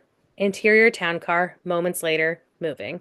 SARKIS drives as ARMAN screams in agony. REYNA explains. There's shrapnel lodged in your leg and tissues bleeding around it. I have to cauterize it. Weak from pain and blood loss, ARMAN nods, vulnerable. Please, don't let it get infected. SARKIS, I need a knife and a lighter. And pull over. As SARKIS pulls over, REYNA grabs the bottle of Artsakh brandy from the car and gives it to ARMAN. He takes a swig. We still need a proper drink. Just let me do this, and we can. SARKIS comes through the back seat door with a pocket knife and a lighter. REYNA cuts off a strip of ARMAN's shirt, pours brandy over the cloth to clean around the wound, disinfects the knife, and wipes it dry, then holds the handle with the cloth. Light it. SARKIS holds the lighter as REYNA heats the knife over the flame. Before it turns red, she pulls it away from the fire. Ready? ARMAN takes another swig and nods. Then he grits his teeth, screaming as REYNA digs out the shrapnel with the tip of the knife, then cauterizes the fucking wound. It's over in seconds, and once it's sealed, REYNA douses the wound with brandy to stave off infection. As the searing pain finally leaves his body, ARMAN almost laughs. Where the hell did you learn that? Are you some kind of doctor or something? When REYNA doesn't answer, he shakes his head. Good thing I trust you. SARKIS steps away from the car to take a breath and light up a smoke. But as REYNA looks down at ARMAN, drenched in blood and sweat, she's not laughing. She's fucking furious. Why was I left behind? I came back for you. After I was left to die. I'm sorry. REYNA glares at him with fire in her eyes. No, that's not good enough. I did everything you asked. I came when you called. I saved your ass many times. And this is what I get for it? I agreed to clean for you, not to be treated like garbage. REYNA's in so deep now there's no way out. But now she's laying down her terms. You want me to keep working for you? Then give me the respect and protection I deserve. Never abandon me again. And if anything ever happens to me, swear to me my family will be safe. ARMAN looks at her, this woman who keeps surprising him, and... I swear it on my mother's grave. Their eyes lock, and the deal is made. Interior, FIONA's townhouse, bathroom, night. REYNA stands in the shower, but as the water turns over her bloody body, this time she doesn't cry. Through near-death escapes, she's stronger and harder. And while her body gets cleansed on the outside, her soul is forever tainted on the inside. Interior funeral home day. As mourners sift inside, find REYNA entering with flowers. She sees a portrait of Kobe next to a cremation urn, along with a photo of Kobe's family. REYNA sees a table for flowers and heads to it when she recognizes a voice. I swear to you, all he talked about was his baby girl. Then sees Alonzo giving respects to Kobe's wife, a baby girl in her arms. Fuck. Desperate not to be seen, REYNA sets down her bouquet with a sympathy card inside, but it bulges open, revealing a wad of cash, a meager pittance for his family. REYNA does a 180 and wham, she slams into a guest, sending the contents of her purse all over the floor. Praying Alonzo doesn't see, she scurries to pick up things, but as she reaches for the burner, someone hands it to her first. Are you okay? REYNA looks up to meet the compassionate eyes of Gavin Ross, 34, Caucasian, intelligent, discerning, and very easy on the eyes, and she does her best to pull herself together. Thank you. It's a difficult time. Gavin clocks a second cell phone, hands that one to her, too. Did you know Kobe well? She looks at him, the guilt still weighing heavily on her. I worked for him a short time. He may not have been perfect, but everything he did for his family. Finding a connection she didn't expect, REYNA leaves without a look back, but Gavin's eyes remain fixed on her. Exterior, FIONA's townhouse, day. REYNA walks up the driveway to find Jazz shooting hoops alone. Hi, Auntie Ray. Take a shot. Jazz tosses her the ball, and REYNA surprisingly gets it in. Nice one. And that's when REYNA sees LUCA staring longingly out his window, watching them again. But this time, she gets an idea. Interior, FIONA's townhouse, garage, day. REYNA enters to find FIONA with a garbage bag, begrudgingly trying to clean up while squinting her eyes at a text. Why do men think sending you a picture of their junk is a turn on? FIONA flashes her phone to REYNA, and she winces. Oh, wow. They both laugh. Well, if things work out with Brandon, maybe I can get off this stupid dating app. REYNA sighs, and FIONA takes it as another judgment. Look, I'm not perfect, all right? I'm not perfect either, Fee. Far from it. I mean, the best thing about leaving Manila is not having to deal with Marco. Fiona narrows her eyes, her suspicions now being confirmed. Thought you said things were fine. Yeah, that's what I said. REYNA sighs, finally owning up to the truth. He started drinking again and gambling. I can't even tell you how much debt he's put us into. Why didn't you tell me? Because I felt like an idiot. And right now, you're the only person who still sees me for who I was. REYNA looks at her, more vulnerable than we've ever seen her. I'll always look up to you, Ray Ray. You should divorce Marco's stupid ass. Yeah, if it weren't still illegal, at least in the Philippines. Then that's all the more reason why you should stay here with me. Last thing I want is to lose my bestie just when I got her back again. Gee, I'm sorry I never saw how hard things were for you. I've been here 2 minutes and I have no idea how you managed to survive 15 years. Dago and Dago. Piece of cake, really. Nothing I love more than breaking the rules. Well, maybe a few things. I'm not here to judge you, Fee.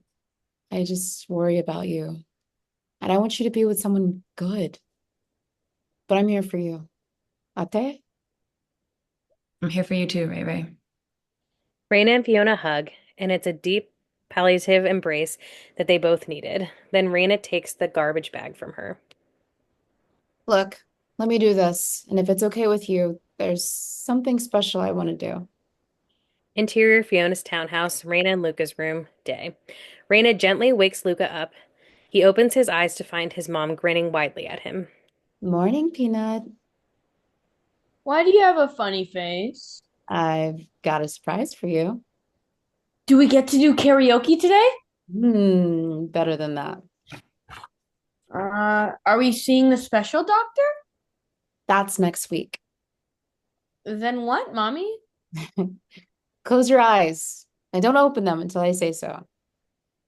Luca closes his eyes tight and REYNA leads him out and into interior Fiona's townhouse, living room, continuous.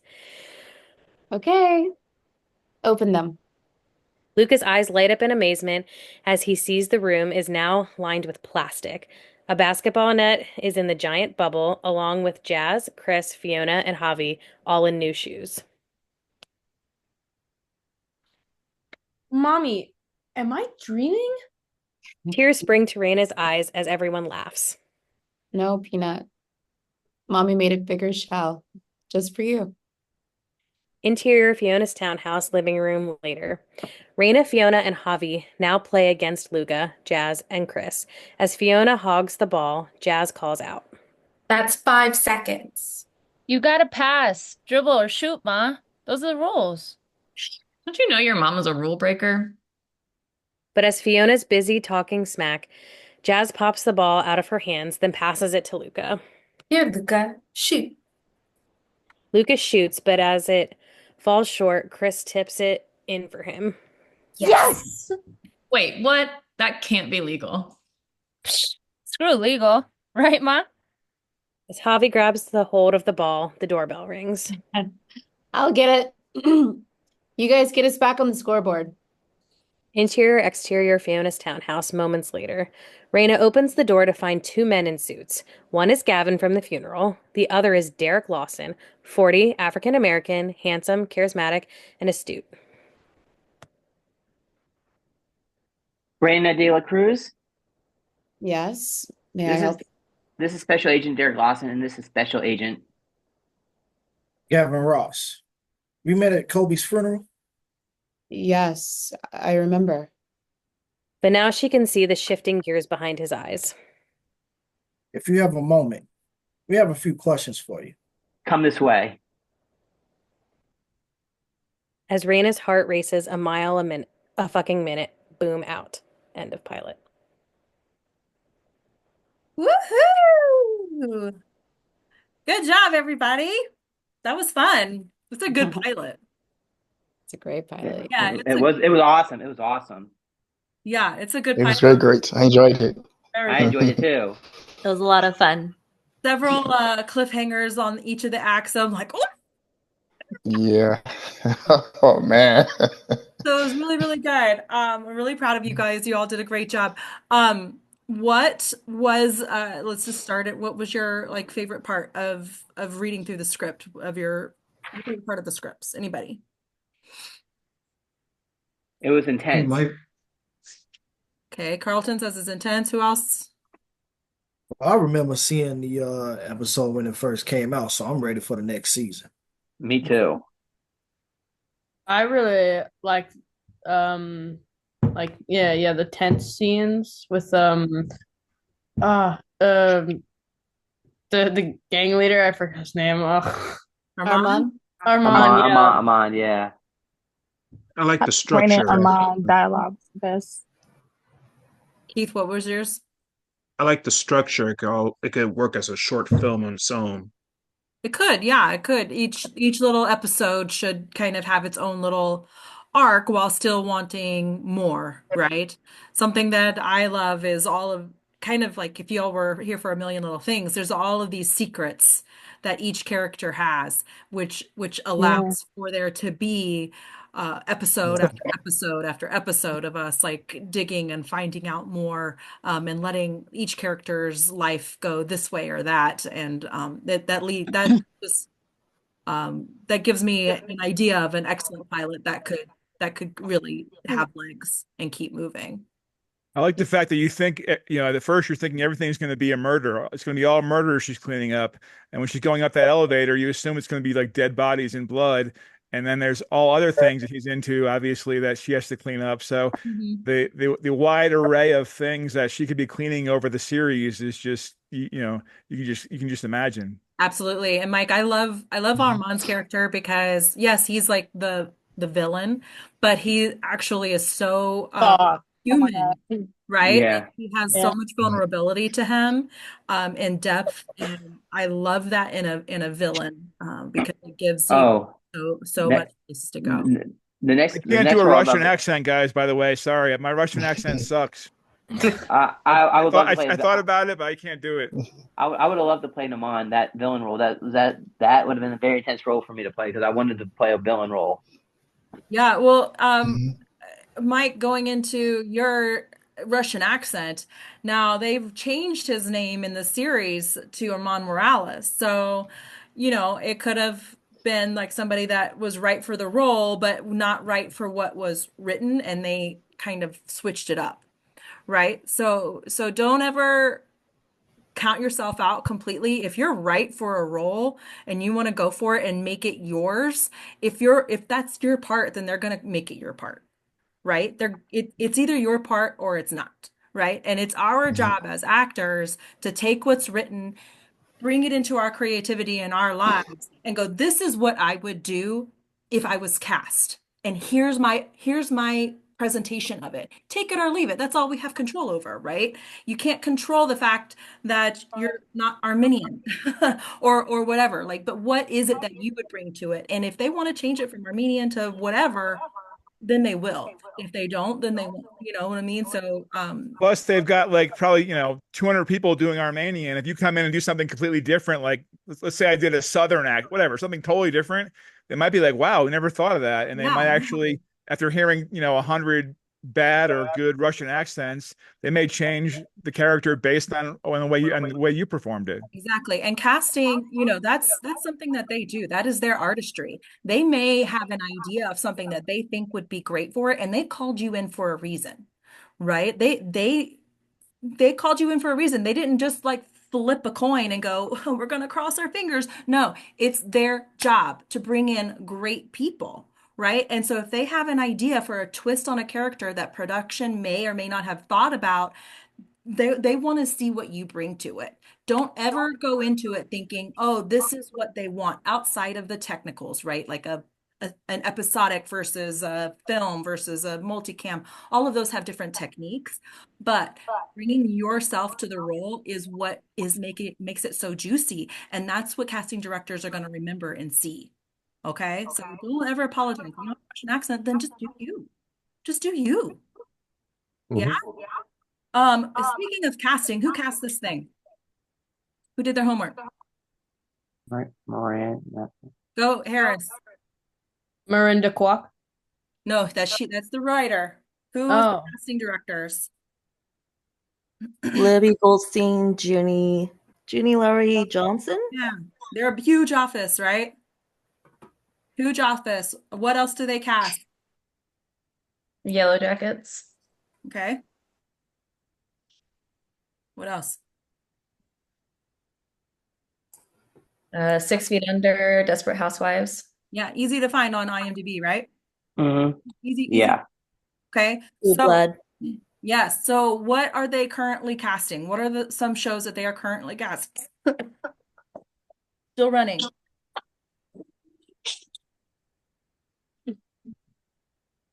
Is it just this one? Do they have anything in production? They have something called The Night Beast. Yeah. And another pre-production is The Answers. Okay. All right. So what does that tell us we need to do as proactive actors? It means they've got stuff that they're shooting, right? So we're following up with them. One thing that you guys should all do if you're wanting to get cast on this show is send them a postcard or an email or something, either through your rep or through you, and say, hey, I just wanted to check in. We did a study of this pilot, and I got to read for REYNA in this study, and I had so much fun diving into this role. I learned this and I learned that, and if you have a role right for me coming up, I would love the opportunity. So Ashley, I have a question. You can email. You said email casting directors, right, without getting blacklisted.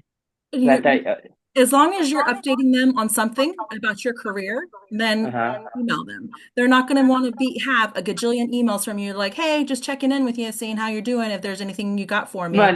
Exactly. I was just wondering if you could, But since all of you participated in this study, showing them that you're being proactive. Hey, we just studied this pilot as part of my development. This is what I read for. This is what I learned. I would love to be considered for any show, or just the pilot we just were working on for this show, because this show is currently casting. Have your agent reach out to them if you're repped or your manager. I have a manager, but I don't have an agent yet. I'm looking actually for a new agent, the person that can get me work. Right. So if you're repped, have them reach out. But this is a great opportunity to reach out and say, hey, I'm doing my homework. This is what I prepared, this is what I learned. And it's a great way to do that. What about Miranda, the writer? What else is she working on? Or has she worked on? She did the 100, right? Mm-hmm. Really enjoyed that series. Yeah, okay. So Katelyn, tell me about the 100. Is it similar to the cleaning lady in any way? I mean, it's a drama-based series, but it's more like post-apocalyptic world type where they're like in space and they come back to Earth after like a nuclear bomb had gone off and destroyed most of the stuff. So a lot of drama, but not the same kind of background. Did you find any similarity in the pacing of the show, the tone of the show? Yeah, I would say the demeanor, like the perceived demeanor that I would assume REYNA to have, especially I did watch the pilot too after I knew that we were going to do this. I would say it's kind of similar to Clark, which is the lead character in the 100. So it does seem maybe they have some similar characteristics. Like they also had like a doctor based, like she was the daughter of a doctor in that series, and so she had to pick up on a lot of like ways to medically understand things. So I do feel like maybe that was contributed as well. So one way to research, like if you had an audition for a pilot, right? There's no other episodes to research, right? Now they're probably casting for season 4 coming soon for this show. You can watch previous episodes of this show.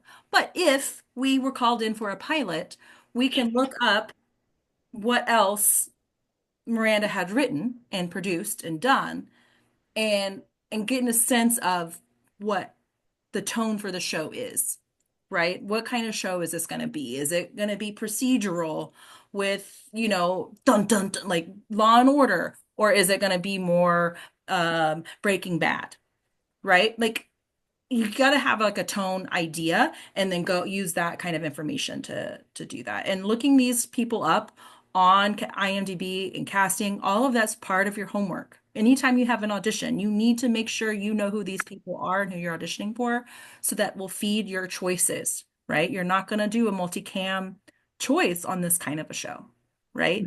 Right. Yeah. Um, of my beginning actors, what did you guys learn from the more experienced actors that came on here and did this?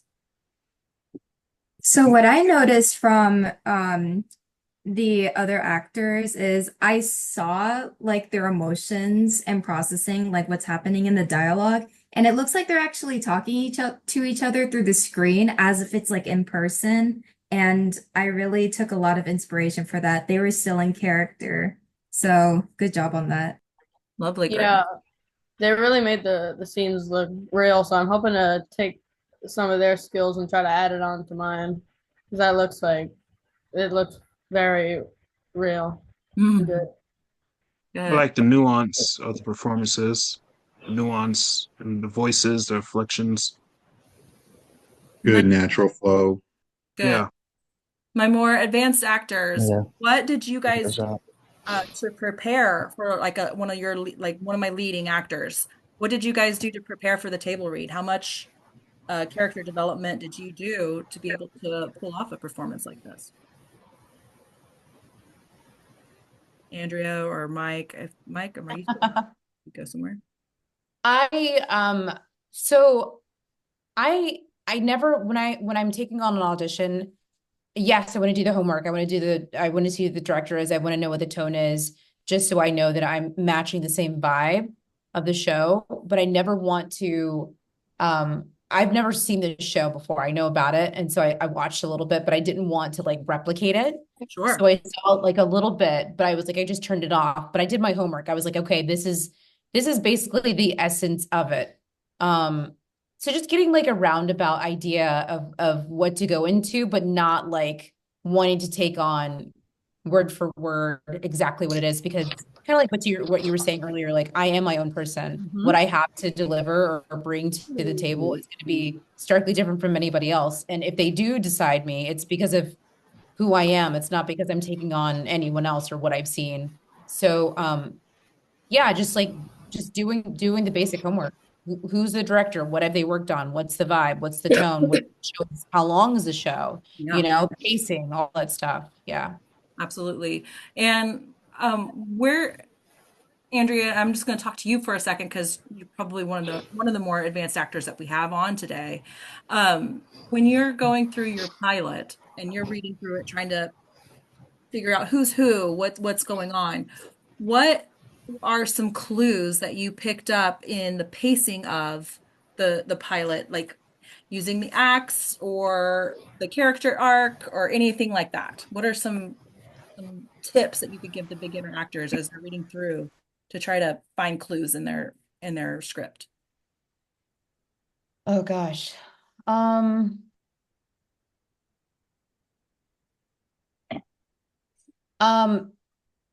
I did recognize she had some high stakes, right? I was like, okay, she's gonna need to rely on this guy. And I loved finding out that he ultimately needed to rely on her as well. She has an interesting background, you know, she's illegal, so everything's stacked against her. And then on top of that, she also has a sick kid. So it's just like, okay, all right. I'm trying to think of like the clues.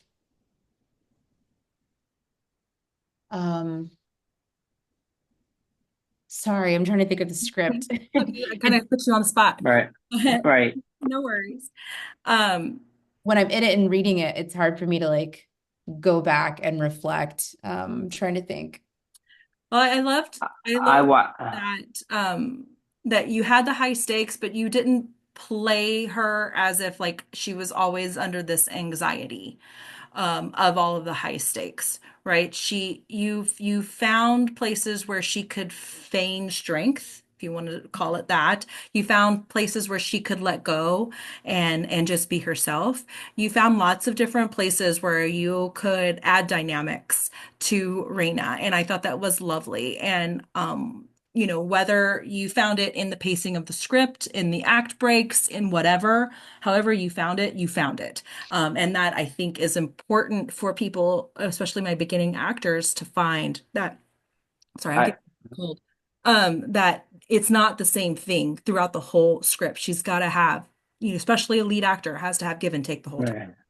I played a bunch of cops in my other roles, so I'm kind of used to playing detectives and things like that. So, and I also watch detective shows just to get the feel, but then I try and make it my own. Right. Good job, Carlton. Yeah. Something I want to say too. Carlton and James's characters, the detectives at the end, they come in and you think they're just little co-stars, huh? Right? They're just one episode, one few lines, but they set them up to be what at the end? Like, They like co-stars or something, or supporting They're roles. going to be pretty big roles, I think. Wouldn't Yeah. They're good. Because it seems like they're going to be investigating like the whole death of Kobe. Yep, of Kobe. Yep, and The yeah. good guy, but like the anti-hero, I guess, depending on whose side you're on, right? So be careful coming in thinking, oh, this has only got a couple of lines, right? The cleaners. Grace, do you think that FIONA and REYNA would be cleaning with the same crew multiple times within the show series? No, I Honestly, don't I think highly that. No, doubt they will it. have different ones every time. They have different ones every time? But do Yes, you I think they will have different ones every time. Because I feel like a lot of the people that they come across that they're getting employed by, they're probably going to come across people that are they're good, but there's always like that yes, but they're going to be like, yes, this person's fine, but there's like a huge red flag, and so I have to like move on before I get myself into another sticky situation. That's my theory. Sure. My point being is for like Alonzo's staff, he's going to have a handful of cleaners. Alonzo's cleaners, right? FIONA and REYNA's like real job that are going to go out and they're going to clean up the casino, not Arman's jobs.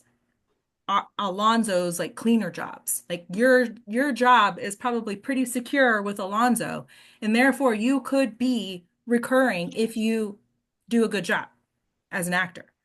It's easy to replace you and to put somebody else in there if they don't like Grace as the cleaner. But if Grace does a good job as your cleaner, it's an easy recurring spot to put in. My point being, don't underestimate your co-stars. You coming in with just one line, don't underestimate it. Give it a life, come in with it. And Grace, you and I did a one-on-one.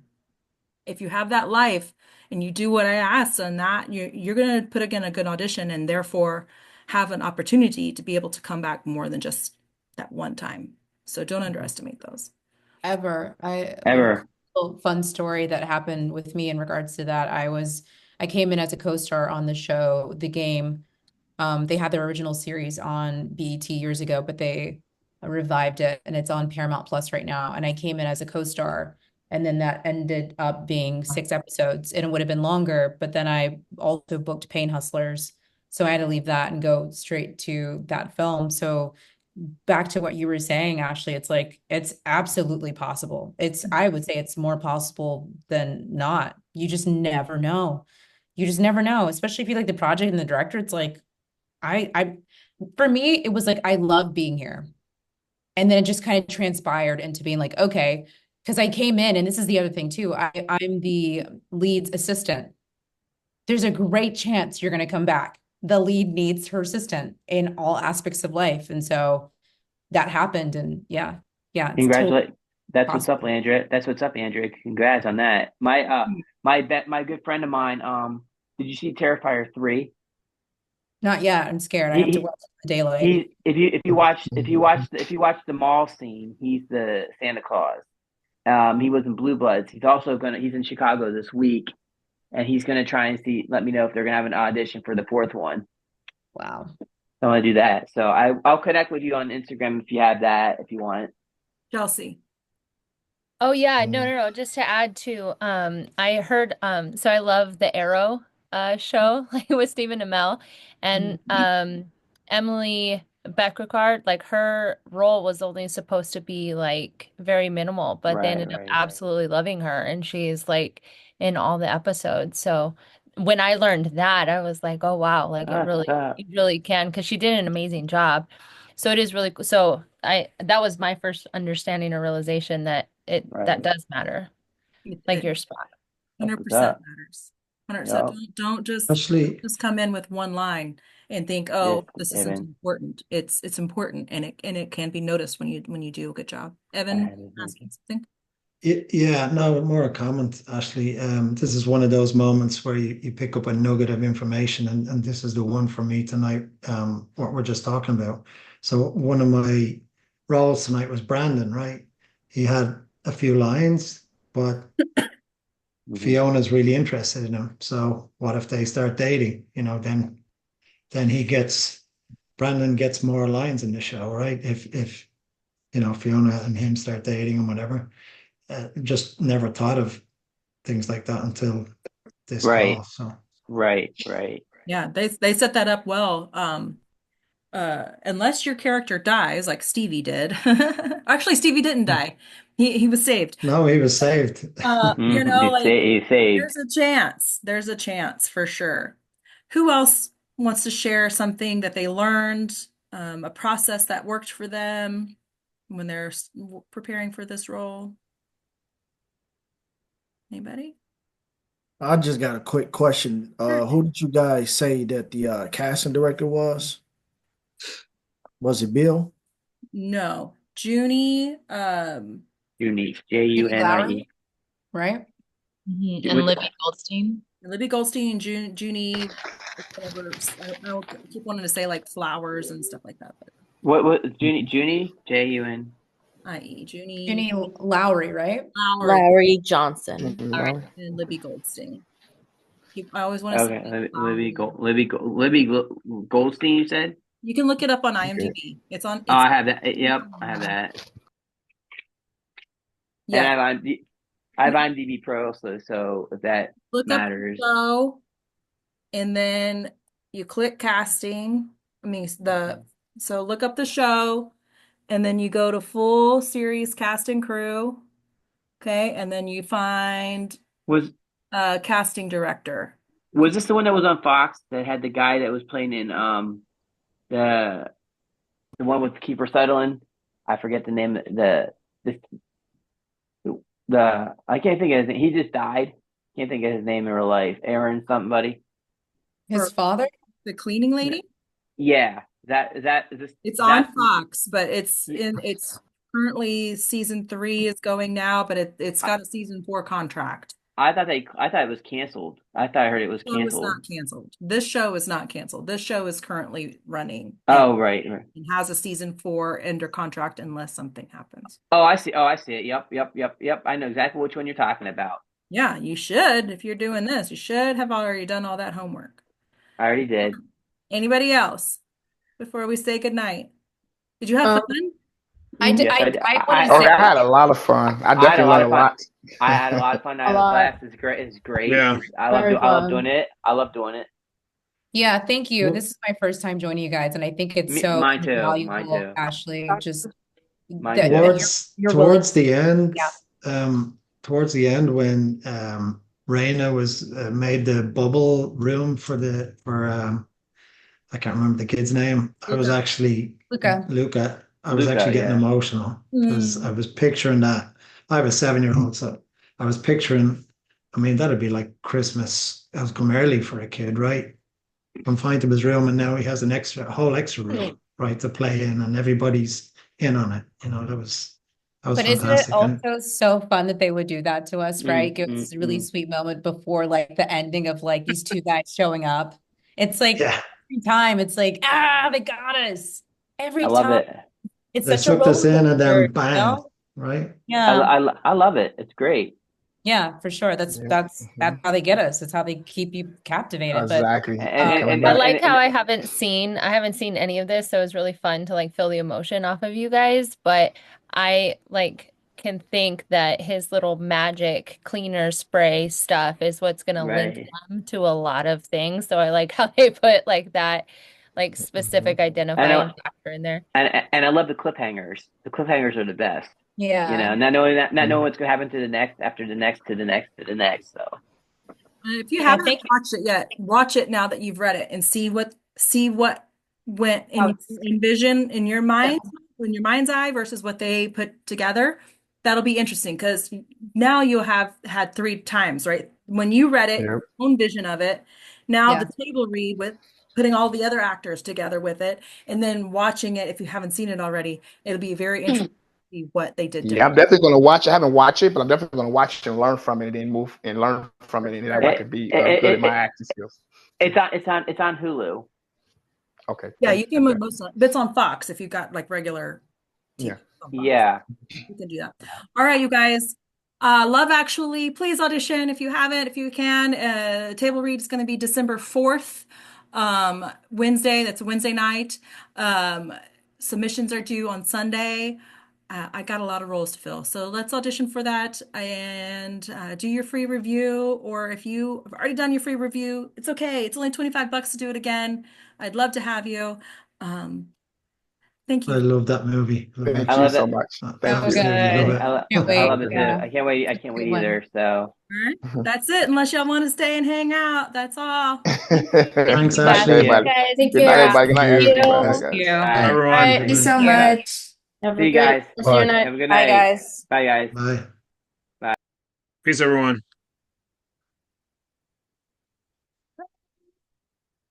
Oh, my 2 Johns.